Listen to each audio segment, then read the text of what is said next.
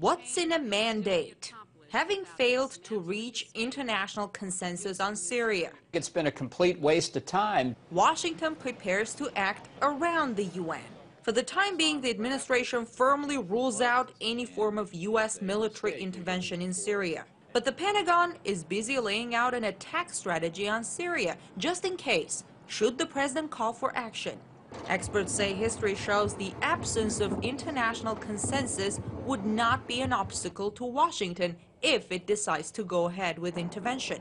The United States sees the UN as a tool of convenience. If the UN is supple and going along with the United States, then the United States is fine to have a UN sanction for its actions. But when the UN and the people of the world or the countries of the world resist, then the United States says the UN is unwilling to do its job and then uses other instruments like NATO or other military arrangements. They did that in the case of Yugoslavia. They did that in the case of the Iraq War. Whenever the UN doesn't go along, the U.S. then says, well, to heck with the UN, we'll use some other instrument for the exercise of American power.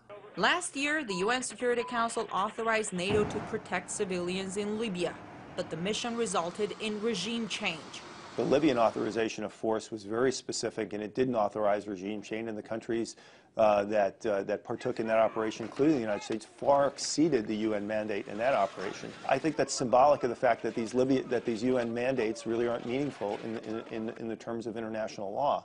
It's just the reality of it. NATO countries have flooded Libyan rebels with weapons despite a UN arms embargo. The U.S. government wants the UN, but they want the UN to do the U.S. bidding. The way the United States uses the United Nations in regard to the Israeli-Palestinian question is very emblematic. When the United Nations passed resolutions, which it has done repeatedly, demanding that the Israelis get out of the West Bank and earlier Gaza and earlier the Sinai, the United States didn't enforce those resolutions. They didn't demand that they be enforced. When it came to the United Nations saying that Palestinians have a right to be a recognized state, the United States acted as if there was a crime against humanity that the United Nations dared take up the issue of Palestinian rights.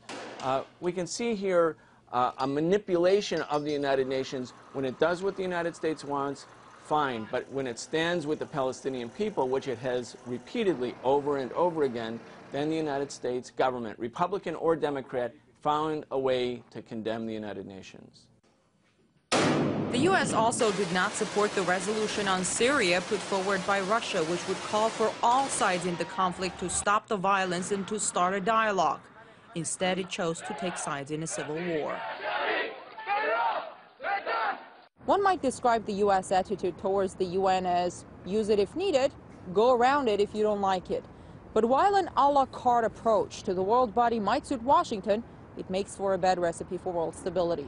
I'm Ganesh Chekan reporting from Washington, RT.